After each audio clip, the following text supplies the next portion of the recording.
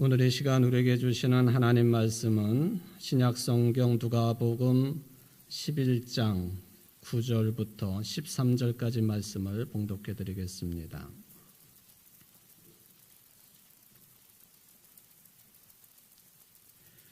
내가 또 너희에게 이르노니 구하라 그러면 너희에게 주실 것이요 찾으라 그러면 찾아낼 것이요 문을 두드리라 그러면 너희에게 열릴 것이니 구하는 이마다 받을 것이요 찾는 이는 찾아낼 것이요 두드리는 이에게는 열릴 것이니라. 너희 중에 아버지 된 자로서 누가 아들이 생선을 달라 하는데 생선 대신에 뱀을 주며 알을 달라 하는데 전갈을 주겠느냐. 너희가 악할지라도 좋은 것을 자식에게 줄 알거든 하물며 너희 하늘 아버지께서 구하는 자에게 성령을 주시지 않겠느냐 하시니라. 아멘. 이는 하나님의 말씀입니다. 감사합니다. 세계적인 문호인 톨스토이가 세 가지 의문이라고 하는 단편을 남겨놓았습니다. 그 주된 내용은 무엇이냐 하면은 한 나라를 통치하는 왕이 있는데 그가 왕으로서 또 한 인생으로서 풀지 못하는 세 가지 질문에 대한 답을 구하는 내용이 되겠습니다. 그 세 가지 질문은 이것이었습니다. 첫 번째, 모든 일에서 가장 적절한 때는 언제일까? 두 번째, 어떤 인물이 가장 중요한 존재일까? 세 번째는 세상에서 가장 중요한 일은 무엇일까? 하는 세 가지 질문이었습니다. 무슨 일을 행하는 데 있어서 언제 시작하는 것이 좋을지, 또 어떤 사람들이랑 더불어 일을 하는 것이 좋은 것인지, 또 어떤 인물하고는 더불어 하지 않는 것이 좋은 것인지, 또 무엇이 가장 중요한 일인지, 내가 왕으로서 이 세 가지만 잘 알 수 있다고 한다면 어떤 일을 해도 실패하지 않을 것이라고 하는 그런 생각을 가지게 되었습니다. 근데 혼자서는 풀 수 없는 문제였기 때문에 전국에 포고령을 내려서 이 질문에 답할 수 있는 사람을 구하게 되었습니다. 수많은 학자들이 또 신하들까지도 다투어서 자신들의 생각을 말했지만은 그러나 왕의 마음이 흡족하지 않았습니다. 할 수 없어서 왕은 저 숲속에 숨어 살고 있는 지혜로운 현자를 찾아가기로 했습니다. 갔더니 이 왕이 남루한 차림으로 가서 그랬는지 모르지만 이 현자는 자신의 일, 밭 가는 일만 할 뿐이지 왕은 거들떠보지도 않았습니다. 그때 갑자기 숲속에서 피투성이가 된 한 청년이 뛰쳐나왔습니다. 왕이 깜짝 놀라가지고 그 청년을 치료해주고 옷을 찢어 싸매주고 그렇게 돌보아 주었습니다. 근데 그 청년은 다름 아닌 바로 이 왕에게 원한을 품고 있는, 그래서 틈만 나면 왕을 살해하려고 마음먹었던 그런 인물이었습니다. 그가 그날도 왕이 행차한다고 하는 소식을 듣고 몰래 다가서다가 왕을 지키는 신하들에게 의해서 칼에 맞아 피를 흘리고 왕에게 나온 것이었습니다. 왕이 정성스럽게 간호하는 것을 보고는 이제는 원한을 잊고 당신의 더 충성스러운 신하가 되겠다고 맹세를 하게 되었습니다. 왕은 자신의 본분에 충실해서 이 현자에게 또다시 묻습니다. 그랬더니 이 현자가 이미 해답은 주어졌다고 하면서 이런 대답을 주었습니다. 세상에서 가장 적절하고 중요한 때는 바로 지금입니다. 사람이 지배하고 사용할 수 있는 시간은 과거도 아니고 미래도 아니고 바로 지금뿐입니다. 두 번째, 그리고 제일 중요한 존재는 당신이 지금 만나고 대하고 있는 바로 그 사람입니다. 말하자면 피를 흘린 그 청년이라 그런 뜻이죠. 마지막은 지금 대하고 있는 그 사람에게 정성을 다해서 사랑을 베푸는 것이 가장 중요한 일입니다. 현자가 왕에게 이렇게 답변을 했습니다. 의미 있는 그런 짧은 내용이지요. 여러분, 지금 이 시간, 이 순간 어떤 의미가 있을까요? 어제 죽은 사람들에게는, 또 오늘 아침에 생명이 떠난 사람들에게는 여러분들이 누리고 있는 이 시간이 가장 원했던 시간 아닙니까? 이 순간을 어떻게 보내느냐에 따라서 행복할 수도 있고 불행할 수도 있는 것이죠. 뿐만 아니라 지금 여러분들 주변에 있는 사람들이 가장 중요한 사람들입니다. 또 지금 여러분들이 하고 있는 일이 가장 중요한 일입니다. 나에게 주어진 때 내가 만나는 사람, 내가 하는 일, 그게 가장 중요한 내용들이다 하는 것이죠. 즉 현실의 삶을 진정성을 가지고 진심으로 살아가는 게 중요하다. 이게 아마 톨스토이가 준 현자를 통한 자신의 생각의 정리라고 볼 수가 있겠습니다. 사랑하는 성도 여러분, 여러분의 가장 적당한 시간이 언제인가요? 바로 지금 주일이기 때문에 예배 시간이 가장 적절한 때입니다. 여러분들에게 가장 필요한 사람이 누굴까요? 당연히 예수 그리스도이시고 또한 넘어서서 지금 여러분들 앞뒤로 옆에 앉아가지고 예배드리고 있는 우리 성도들이 제일 중요한 사람들이에요. 한번 둘러보십시오. 어떤 사람이 더 중요하겠습니까? 그리고 가장 중요한 일은 뭘까요? 지금 이 시간 또 사랑하는 사람들과 예배 드리는 것이 가장 중요한 일이에요. 톨스토이가 말한 내용이지만은 오늘 이 시간 여러분 모두에게 성령을 통한 울림이 깊은 시간 되시기를 주의 이름으로 축원을 드립니다. 오늘 누가복음 11장 9절로 13절 말씀을 읽어드렸는데요. 누가복음 1장부터 오늘 본문 끄트머리 13절까지를 보면은 소 제목이 붙어 있습니다. 기도를 가르치시다라고 하는 제목입니다. 즉, 이 내용들은 다 예수님이 기도에 대해서 하신 말씀의 일부가 되겠습니다. 특히 1절부터 13절까지를 두 단락으로 나누어 보면 1절부터 4절까지는 주기도문을 말씀하셨습니다. 예수님 당시에 세례 요한도 제자들이 많이 있었는데 세례 요한의 제자들은 스승으로부터 기도에 대해서 가르침을 많이 받은 것 같습니다. 예수님의 제자들도 스승이신 예수님에게 우리에게도 기도를 가르쳐 주십시오 했더니 예수님이 그 완벽한 기도, 주기도문을 말씀하신 내용입니다. 그리고 5절부터 13절까지를 보면은 기도에 관한 이야기를 비유 방식으로 풀어가는 내용이 되겠습니다. 이웃에 사는 친구가 한밤중에 찾아옵니다. 나에게 손님이 오셨는데 먹을 것이 없으니 당신이 가지고 있는 빵을 좀 빌려달라고. 지금은 잠자는 시간이라 모든 식구들이 잠자고 있으니 그럴 수 없다고. 그렇지만은 그 빵을 구하러 온 친구가 강청을 하게 되면 들어주지 않을 수 없다. 이 기도를 말씀하시며 주신 내용이지요. 이 비유가 끝나고 우리가 잘 알고 있는 경구가 나와요.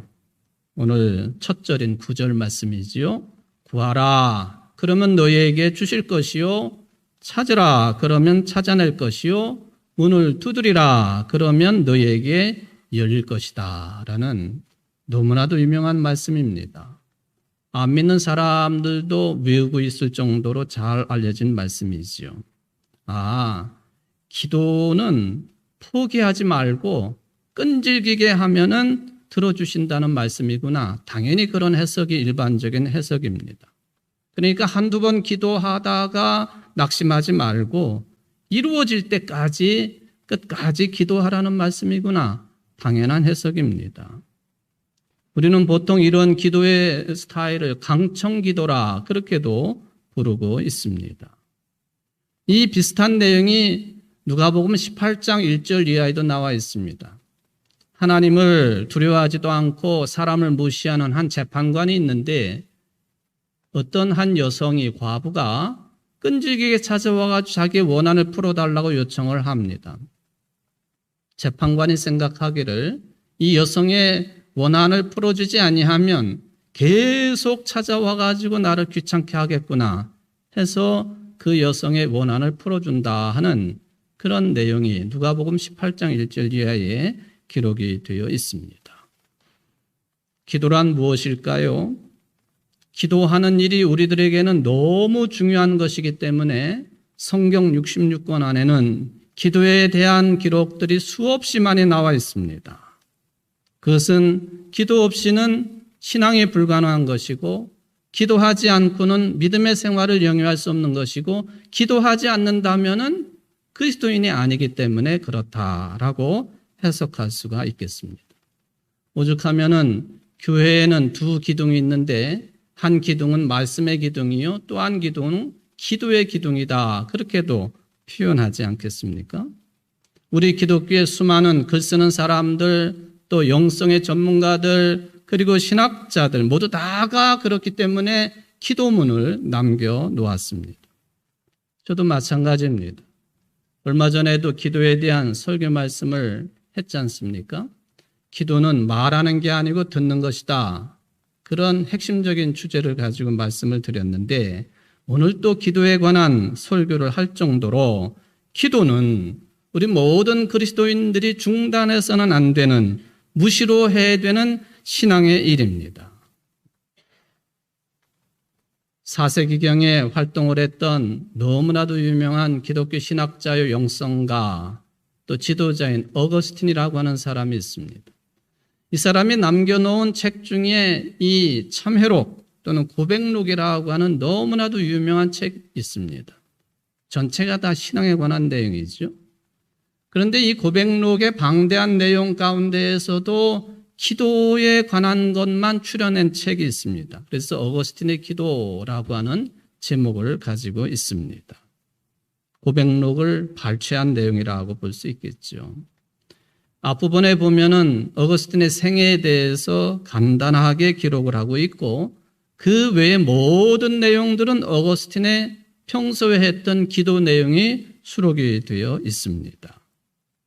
많은 내용을 한마디로 요약을 하면은 우리 그리스도인들에게 기도라고 하는 것은 생명 자체라고 하는 뜻입니다.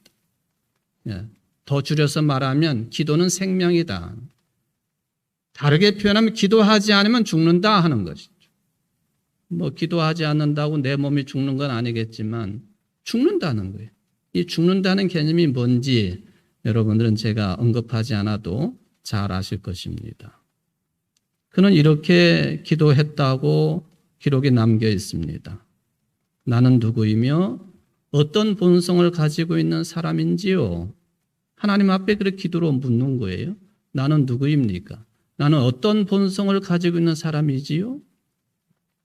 내가 한 행동에 죄가 아닌 것이 어디 있겠습니까? 만일 내가 한 행동에 죄가 없었다면은 내가 한 말에는 죄가 없었습니까? 내가 한 말에 죄가 없었다면 내 의지나 내 생각이나 내 뜻에는 죄가 없었겠나요? 여러분들이 잘 아시는 것처럼 어거스틴은 어지간히 어머니 모니카의 속을 썩였던 아들입니다. 10대 이미 자식이 있었어요. 10대에 자식이 있다는 게 죄가 아니지만은 불륜 관계로 자식을 두었습니다. 그는 마니교라고 하는 당시의 이단에 깊이 빠져 있었습니다. 모니카가 이 아들을 위해서 얼마나 깊이 기도했는지는 여러분들이 잘 알고 있는 내용 아닙니까? 이런 어거스틴이 회개하고 지도자가 되어가지고 기도에 대해서 이렇게 말하는 것이죠.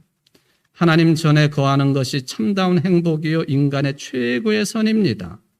우리의 모든 기도는 그곳을 향해야 합니다. 하나님의 전을 향해야 된다는 것이죠. 우리의 모든 기도는 하나님의 전을 향해야 됩니다. 하나님의 전, 하나님의 집을 말하는 것인데 왜 하나님의 전이고 하나님의 집입니까? 하나님이 계신 곳이기 때문에.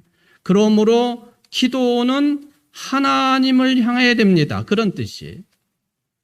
우리가 흔히 향심기도, 관상기도라고 하는 용어를 가끔 사용을 하는데 그 의미가 거기에 있습니다. 기도를 하되 하나님을 향한 기도를 해야 된다. 그런 뜻이 거기에 담겨 있는데 이미 어거스틴이 4세기경에 이런 말을 남겨놓았다 하는 것입니다. 어거스틴에 따르면은 우리 인생의 진정한 행복은 어디에 있을까? 이것저것 찾을 수 있는 것이 많이 있지만은 성경 말씀이 가르치시는 대로 기도하는 것이 인생 행복의 최고라고 어거스틴은 언급을 해 놓았습니다. 여러분들 모두가 이런 기도의 행복을 누리는 성숙한 신앙인들 되시기를 바랍니다. 저는 이 동영상 내용이 만들어진 것인지 실제로 그런 것인지 좀 의구심이 들기는 하지만 그냥 가볍게 보기에는 괜찮을 것 같다 해가지고 아주 짧은 동영상 하나를 공영방송에서 이미 내놓은 내용이기 때문에 그래도 믿고 한번 보시도록 하겠습니다. 동영상 한번 보실까요? 네. 상쾌한 주말 아침, 환상의 짝꿍 신덕이와 아저씨는 오늘도 함께 집을 나서나 했는데 근데 왜 따로 간대요? 선생님, 예. 왜 신동이랑 같이 안 가요? 아, 종교가 따라서 따로. 제가 종교 믿어요. 한편 우리 신덕이는 혼자서 산을 넘어 덜을 찾아왔습니다.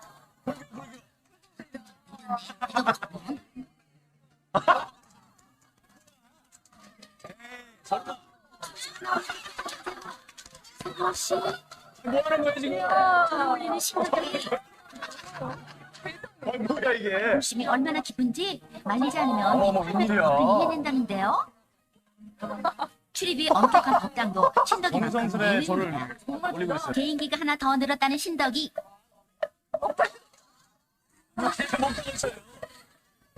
진짜 신기하다.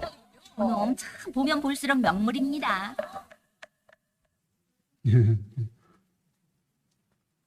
사람이 키우는 개인데요. 주일날 되면은 종교가 달라가지고 주인 아저씨는 교회 가서 예배드리고 저 강아지님은 법당을 찾아가지고 저렇게 목탁을 두드리고 기도한다는 얘기. 저렇게 훈련을 시켜서 만들었겠거니 생각도 되어지지만 훈련한다고 다 저렇게 되는 건 아니겠지요? 여러분 기도하시나요? 정말로 우리가 기도하고 있나요? 기도가 꼭 필요하냐? 예수를 그리스도로 믿기만 하면 구원받는 것인데 굳이 힘들여 시간 내서 기도할 필요가 있겠느냐 하실 수도 있겠죠. 또 어떤 분들은 기도가 만능이다 생각하고 기도하시는 분들도 계실 것입니다.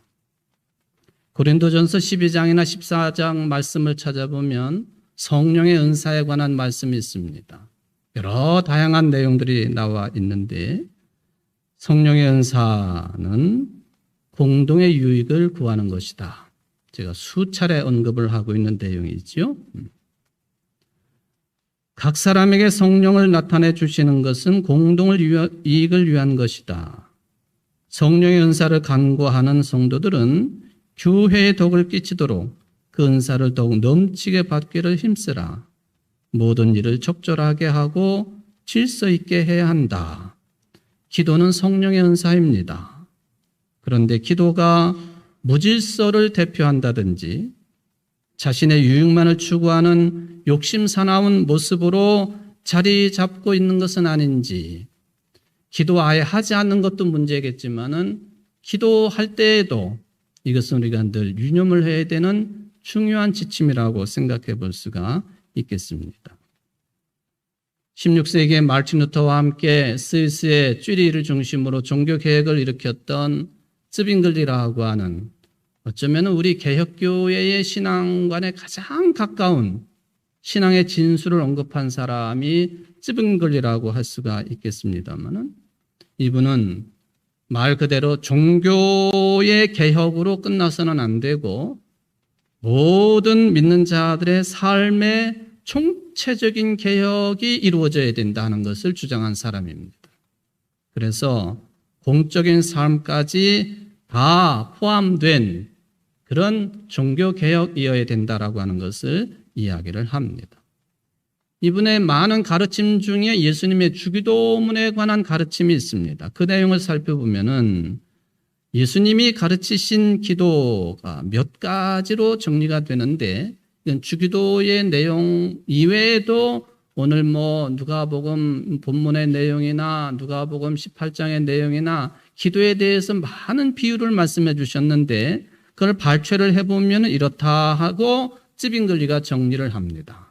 기도할 때 많은 말을 하지 말아라. 쉬지 말고 기도해라. 쓸데없는 말을 함부로 내뱉지 말라. 그렇게 찌빙글리는 정리를 해 놓았습니다. 실제적으로 예수님은 중언부언하는 중복기도 또는 건성건성하는 대충의 기도, 이것을 염두에 두시고 비판을 하셨습니다. 그러므로 찌빙글리에 있어서 기도하는 사람들이 조심해야 될 것이 두 가지가 있는데, 첫 번째가 기도를 내가 필요한 것, 물질적인 요청으로 이해해서는 안 된다 하는 게 가르침입니다. 기도를 통해서 어떤 물질적인 요청만을 계속 강구하는 거 하지 말라는 것이죠. 그리고 내가 기도를 얼마만큼 했느냐, 기도의 시간, 기도의 양에 따라서 하나님이 거기에 따라서 많이 주시기도 하시고 조금 주시기도 하시고 응답하시기도 하시고 안 하시기도 하시고, 그렇게 공로에 따른 기도에 대한 생각하지 말라. 이게 찌빙글리의 가르침입니다. 내가 얼마나 오랫동안 기도했느냐, 그게 중요할 수도 있고 아닐 수도 있다 하는 그런 언급이지요. 그가 말하는 진정한 기도는 마음으로 하는 기도였습니다. 만약에 어떤 사람이 입술로만 기도를 한다면 그것은 하나님에 대한 모욕이고 조롱이고까지 이야기를 합니다. 영으로 존재하는 하나님을 우리의 마음과 영혼으로 부르는 것이 기도다. 그렇기 때문에 기도를 하면 할수록 우리는 겸손해질 수밖에 없는 것이고, 기도할 때 비로소 인간의 진정한 자아를 찾을 수 있다고 찌빙글리는 언급을 해 놓았습니다. 끝으로 찌빙글리는 잘못된 기도, 그게 어디에서부터 연유하느냐 하면은 우상 숭배로부터 나온다고 했습니다. 우리들이 좀 전에 제가 말씀을 해드린 것처럼 물질을 추구하는 기도만 한다, 하나님을 우상으로 생각한다는 얘기예요. 잘못된 기도는 우상 숭배의 정신으로부터 나온다. 그러므로 바르게 기도하면은 우상 숭배로부터 벗어날 수 있게 된다. 아마도 16세기경에 중세의 당시의 교회가 잘못된 기도의 내용과 행태로 많은 문제가 있었기 때문에 공적인 삶을 강조했던 찌빙글리는 기도에 대해서 이런 내용들을 남겨놓은 것 같습니다. 찌빙글리가 그런 말을 했다는 것. 우리가 21세기를 살아가는 그리스도인으로서 그렇다면은 우리가 좀 주지해야 될 기도란 뭐냐? 이거에 대해서 우리는 또 답을 얻어야 되겠습니다. 한마디로 말하면 기도는 하나님과의 인격적인 관계를 맺는 행위이다. 그렇게 정리가 됩니다. 인격적이다. 이거는 사람과 사람 사이의 관계만 이야기하는 것으로 받아들이기 쉬운데요. 기도가 하나님과 인격적인 관계를 맺는 중요한 통로가 된다는 것이죠. 다르게 표현하면 친밀한 사이일수록 대화를 많이 하는 것 아닙니까? 별 볼 일 없으면 말하지 않아요. 하나님과 인격적인 관계를 잘 맺는다고 하는 것은 그만큼 하나님과의 관계가 깊기 때문에, 친밀하기 때문에 기도를 통해서 대화를 많이 하는 관계가 된다, 그런 뜻이에요. 그게 인격적인 관계입니다. 이 하나님과의 관계가 살아있으면 그 사람은 살아있는 사람.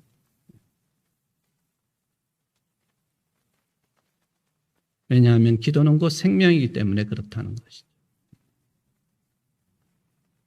따라서 하나님과의 관계가 밀접할 때만 우리는 기도할 수 있는 겁니다. 며칠 전에 우리 손녀가 여기 예배에 참여하지 않았으니까 얘기해도 돼요. 지 얘기를 하면 자꾸 지 말을 한다고 뭐라고 저한테 그래가지고 며칠 전에 뭐 어디서 과자를 만들어 가지고 왔는데 지가 상자에 딱 담아 가지고 왔어요. 아무리 나하고 집사람이 달라고 해도 안 줘요. 그대로 가지고 집으로 갔어요. 갈 때 제가 그렇게 말했죠. 우리 손녀 이름을 부르면 이연아, 다음에 올 때는 할아버지 할머니한테 과자 줄 줄 믿는다. 할아버지가 이연이를 믿어요. 그랬더니 요것이 하는 말이, 할아버지는 하나님을 믿어야지 왜 나를 믿어요? 그러는 거예요. 제가 그 말을 듣고는 좀 쇼크를 먹었어요, 사실은. 이게 욕심이 사나워가지고 주지 않으려고 하는 말이구나 하는 생각도 들었고, 동시에 교회 학교 교육을 잘 받았구나. 우리가 믿어야 할 분은 하나님이시지 왜 저를 믿느냐 하는 거예요. 주지 않겠다는 거예요. 오늘 아침에 가져오기로 했는데 또 안 가져왔어요. 하나님과의 관계가 밀접하다. 저는 그래도 6살짜리지만은 걔하고 대화의 수준을 맞추려고 무던히 노력을 하는데 이게 대화가 안 될 때가 있어요. 하나님과의 관계의 밀접함은 기도라고 하는 대화를 통해서 이루어지는 것이다. 그래야만이 살아있는 그리스도인이다. 왜냐하면 기도는 곧 생명이기 때문에 그렇다 하는 것이죠. 물론 이 관계를 더 잘 설명하기 쉽지가 않아요. 그런데 인격적이라고 하는 이 관계성을 좀 더 쉽게 말하면 말이 통한다는 얘기예요. 말이 통하지 않는 것처럼 답답한 게 어디 있습니까? 한 식구끼리도 말이 통하지 않아요? 부부끼리도? 부모 자식 마찬가지예요. 교사와 선생님 마찬가지입니다. 하물며 가끔 마주치는 사람들하고 대화가 통합니까? 안 되죠. 가끔 급하면 하나님께 기도한다고 하지요. 말이 통하지 않는 거예요. 항상 해야지. 우리 주부님들 전화통을 붙잡고 2시간, 3시간 수다를 떨어요. 그리고 끊으면서 하는 말이, 말 다 못했으니까 만나서 또 하자. 그 정도는 돼야 된다는 거죠. 하나님과의 관계가 수다스러울 정도로 내 속에 있는 모든 것을 다 쏟아낼 수 있는 분이 하나님이시니까. 요즘 현대인들이 정신과적인 병을 많이 가지고 있지 않습니까? 속에 있는 말을 제대로 하지 못해서 오는 병이 굉장히 많아요. 사람에게 하지 못한다 할지라도 하나님께는 할 수 있다는 거죠. 그래서 나도 살아야 된다는 거예요. 그러니까 그런 정신과적인 병을 고칠 수 있는 다양한 방법이 있겠지만 또 약도 먹고 병원도 가야 되겠지만 제가 볼 때에는 저 사람에게 믿음이 들어가서 하나님을 아버지로 신앙 고백하고 아버지인 그 하나님께 자식으로서 모든 것을 다 끄집어내서 말할 수 있으면 병은 낫는다. 그렇게 저는 믿습니다. 여러분들 마음의 병을 가지고 계신가요? 기도 많이 하십시오. 많이 한다고 오래 하라는 게 아니에요. 하나님과 깊은 대화를 하십시오. 그럼 병 낫습니다. 믿으시기를 바랍니다. 아멘 안 하시면 할 수 없는 거지만은요, 그게 치료 방법입니다. 어떤 사람들은 숙제하는 것처럼 기도하는 사람들이 있지요. 또 어떤 사람들은 어거지로 때를 쓰듯이 하나님께 기도한 사람들도 있을 수 있습니다. 그래서 오늘 본문을 끝까지 읽다가 보면은 참 색다른 표현이 등장합니다. 뭐냐? 예수님이 왜 이런 색다른 표현을 여기다 집어넣으셨을까? 예수님이 기도 이야기 후반부에 부모 자식 관계를 비유로 말씀하셨습니다. 생선을 달라는 자식에게 뱀을 줄 부모가 어디 있느냐? 알을 달라고 하는 자식에게 전갈을 주는 부모가 없다. 하물며 하늘 아버지는 우리에게 좋은 것을 주신다. 여기 좋은 것을 주신다라는 표현은 마태복음적인 표현입니다. 오늘 본문에 보면은 성령으로 기록되어 있습니다. 너희가 악할지라도 좋은 것을 자식에게 줄 알거든 하물며 너희 하늘 아버지께서 구하는 자에게 뭐를 주시지 않겠느냐? 성령을 주시지 않겠느냐? 13절 말씀이에요. 아주 특별한 표현입니다. 마태복음 7장에 보면은 좋은 것으로 주시지 않겠느냐? 근데 누가복음은 성령을 주시지 않겠느냐? 왜 이런 차이가 있을까? 오늘 본문에 보면은 주기도문이 나와 있는데요. 2절에 보면 나라가 임하오시며 이런 내용이 어떤 후대의 번역본 전승에 보면은 성령이 우리에게 임하시오며 이게 나라가 임한다. 그 말을 성령이 임한다. 이 말로 다르게 변화시켜서 번역을 해놓은 곳이 있습니다. 이게 한 예죠. 이게 왜 마태복음이 다르고 누가복음이 다르냐 하는 것을 설명할 수 있는 단초는 되겠습니다. 성령이여 오소서, 오소서 성령이여, 베니상트 스피리투스, 라틴어로 보면 이게 굉장히 중요한 표현입니다. 초대교회 때로부터 지금까지 베니상트 스피리투스, 오소서 성령이여.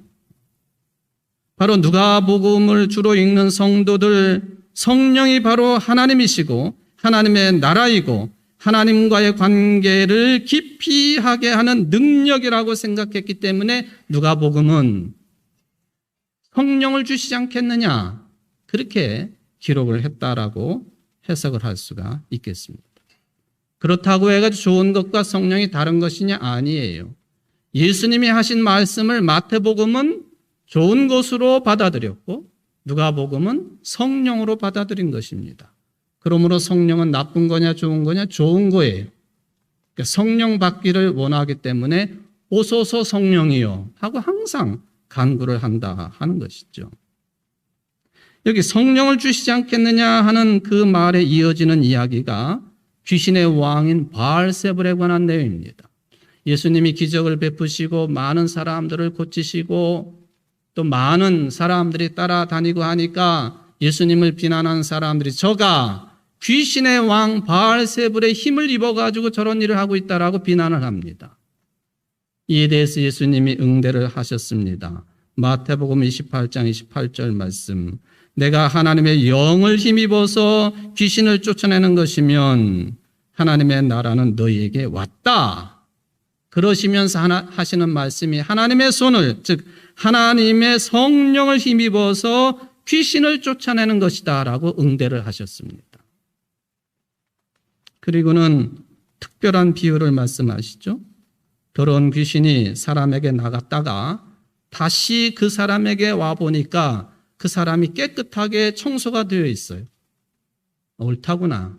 깨끗하게 청소되었으니 7 귀신을 데리고 들어와서 살게 되었다. 그 말씀이지요. 전곡을 찌르는 말씀입니다. 어떤 사람은 그리스도 없이도 믿음 없이도 법 없이 착하게 정의롭게만 살면 되는 것이지 그것도 맞는 말이에요. 그런데 예수님의 이 말씀을 들으면요. 귀신이 나간 상태, 속이 비어있는 상태는 위험하다는 거예요. 위험하지요. 조금 더 착하게 살거나 정의로울 수는 있겠습니다만은 우리 그리스도인들은 마음을 비우고 착하게 사는 사람들이 아니라 그 빈 자리에 성령을 채우는 사람들이에요. 그러니까 사도 바울이 그렇게 말씀하지 않습니까? 나는 그리스도와 함께 십자가에 못 박혔습니다. 내가 살고 있는 것은 내가 아닙니다. 그리스도께서 내 안에 살고 계십니다.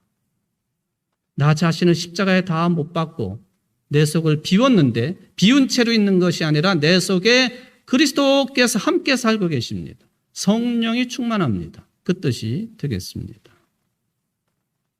도대체 성령을 주신다고 하는 것이 오늘 13절에 있는 이 말씀의 참다운 의미가 뭘까? 오늘 13절에 성령이 나오지요. 또 읽지는 않았지만 24절에도 보면은 더러운 귀신이라고 하는 표현이 나오고 있습니다. 우리 한국어 성경에는 성령과 더러운 귀신은 정반대의 개념 아니겠습니까? 그런데 헬라 성경 원본을 읽어보면 이렇게 되어 있어요. 두 군데 다 13절도 그리고 24절도 성령을 뜻하는 푸뉴마라고 하는 헬라어가 들어 있습니다. 푸뉴마. 이게 무슨 상황인가요? 그냥 푸뉴마가 아니라 13절에 보면은 성령 하기오스 푸뉴마 거룩한 영이에요. 그런데 24절에 나오고 있는 성령은요, 더러운 귀신으로 번역을 했는데 아카다르토스 푸뉴마, 더러운 귀신이라는 거예요. 쉽게 말하면요, 우리들이 교회 안에서 신앙인들 가운데 어떤 강한 힘을 가진 사람이 있어요. 말로나 행실로. 그런데 그게 하기오스 푸뉴마인지 아니면은 아카다르토스 푸뉴마인지 그게 성령의 역사인지 악한 귀신의 역사인지 구분이 쉽지 않다는 거예요. 매우 조심해야 되는 거죠. 같은 교회 안에 있어도 또는 그리스도를 신앙 고백하는 공동 신앙 고백을 한다 할지라도 그럴 수 있다는 거예요. 거룩한 영이냐 더러운 귀신의 영이냐.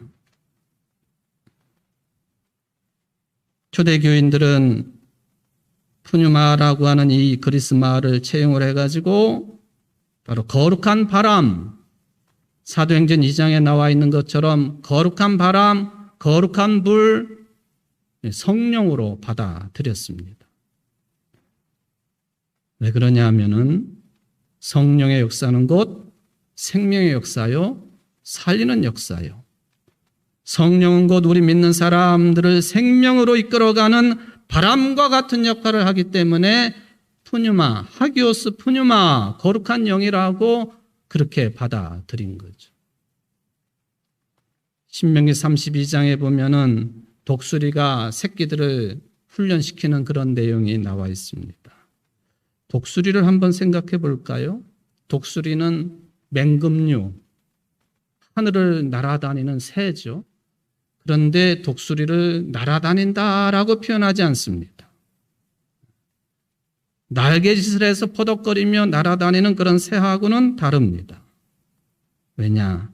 독수리는 선천적으로 이 바람의 흐름을 구별할 수 있는 능력을 가지고 있습니다.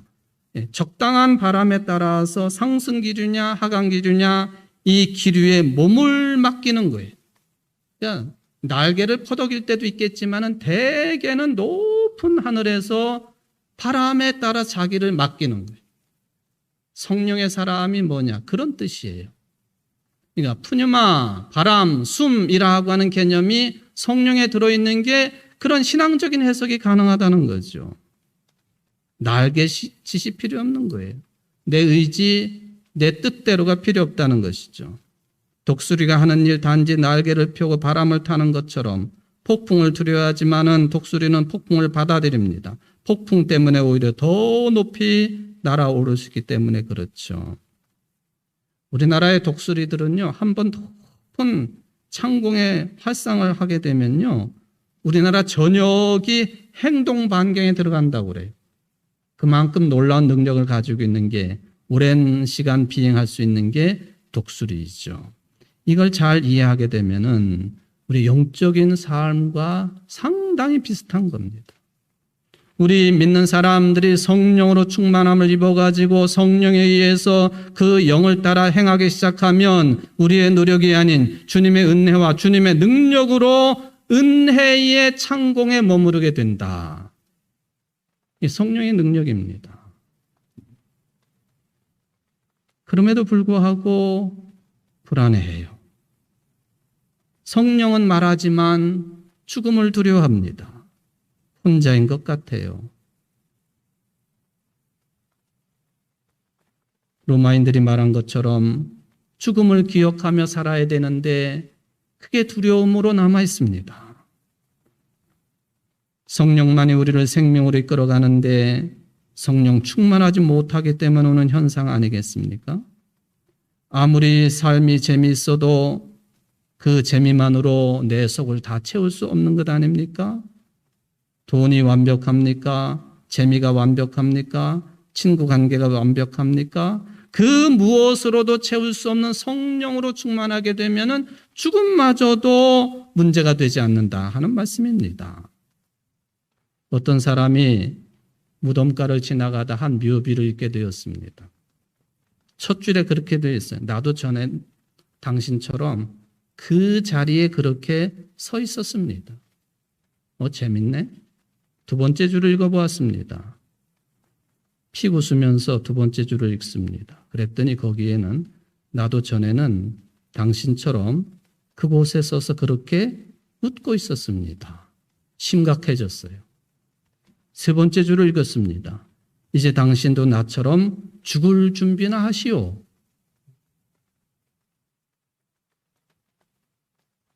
우리 그리스도인들은 매주, 여러분들이 매주일 왜 예배에 참석해야 되느냐?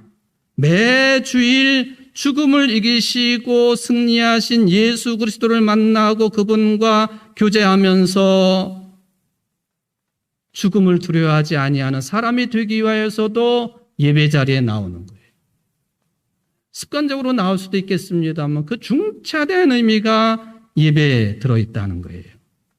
말하자면 죽을 준비가 맞춰진 상태를 그리스도인이라고 부르는 것 아닙니까?